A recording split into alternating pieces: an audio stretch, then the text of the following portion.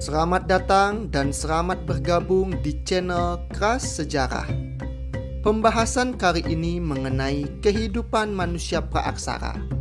Kalian bisa berpikir sejenak mengenai manusia praaksara.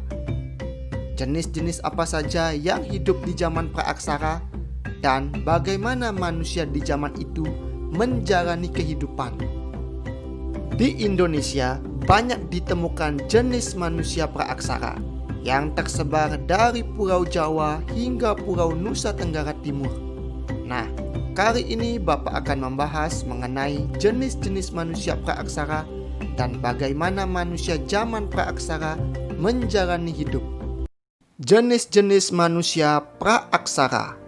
Di Indonesia terdapat 3 jenis manusia praaksara yang paling banyak ditemukan dan satu di antaranya paling dominan ditemukan di Pulau Jawa. Yang pertama, Meganthropus pariojavanicus.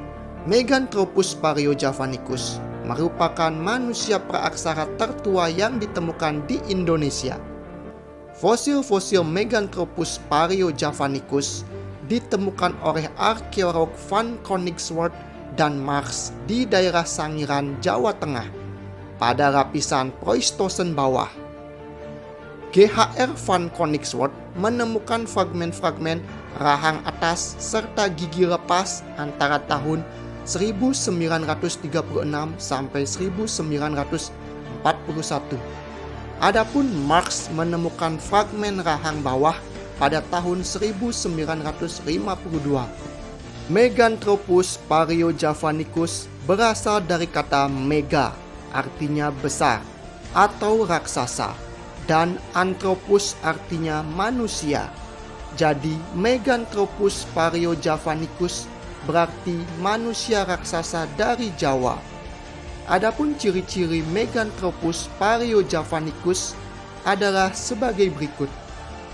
Hidup sekitar 2 juta hingga 1 juta tahun yang lalu, memiliki badan yang tegap dan rahang yang kuat, memiliki tonjolan kening dan tonjolan belakang yang kuat, tidak memiliki dagu, masih mengumpulkan makanan, pemakan tumbuh-tumbuhan dan umbi-umbian.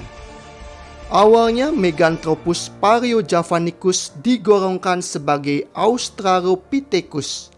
Namun hasil penelitian lebih lanjut menggolongkan manusia purba ini ke dalam Homo erectus.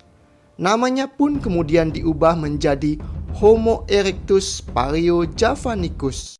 Yang kedua, Pithecanthropus erectus. Pithecanthropus erectus ditemukan oleh Eugene Du Bois di daerah Trinil, Jawa Timur pada tahun 1891.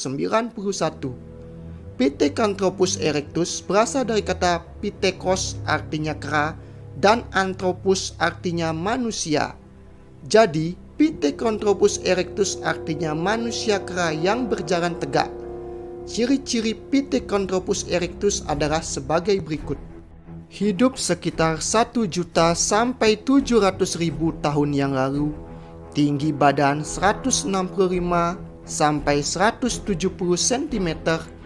Berat badan mencapai 100 kg. Volume otak rata-rata sekitar 900 cc. Berbadan tegap dan serta tangkuk besar dan kuat. Rahang bawah dan tulang pipi sudah cukup kuat.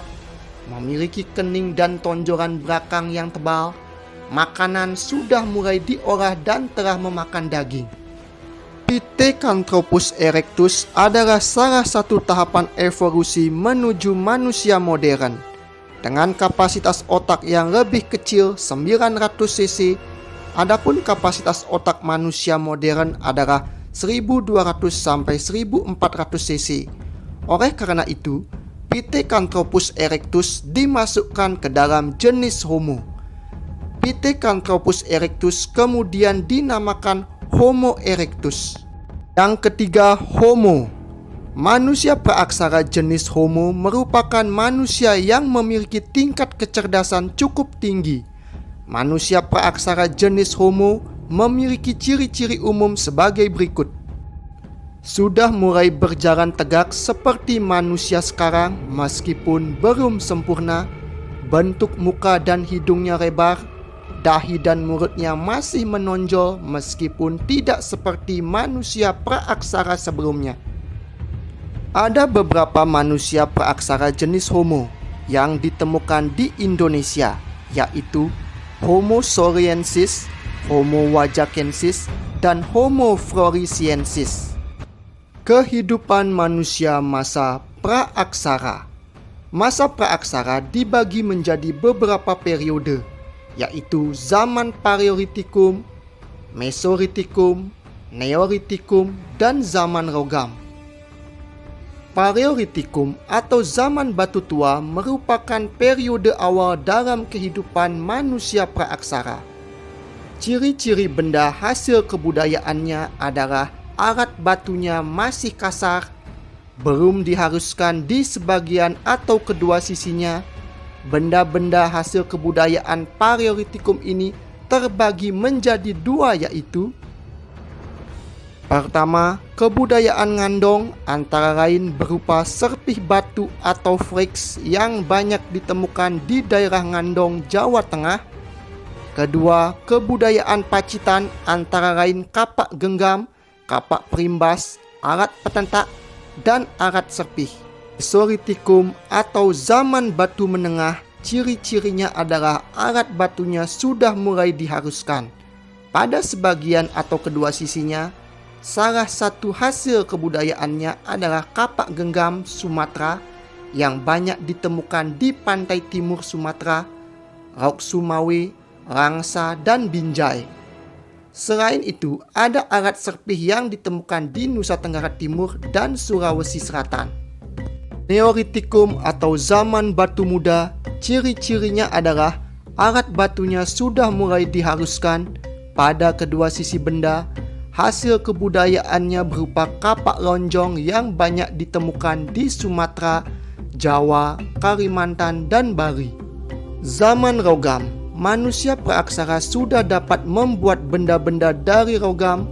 Kebudayaan rogam yang berkembang di Nusantara adalah rogam perunggu. Kebudayaan rogam perunggu ini dipengaruhi oleh kebudayaan Dongson yang berkembang di Vietnam. Hal tersebut dibuktikan dengan adanya kemiripan benda-benda rogam di Nusantara dengan di daerah Dongson. Misalnya Candrasa, Nekara, Moko, bejana perunggu, mata panah, dan tombak. Mereka sudah mengenal teknik pembuatan benda dari rogam, yaitu bivalve dan asire perdue, yang akan dibahas pada judul teknologi masa praaksara. Sekian dari materi kehidupan manusia praaksara. Bagian pertama. Apabila ada pertanyaan, kalian bisa mencantumkan di dalam kolom komentar. Dan ingat, dipelajari materinya.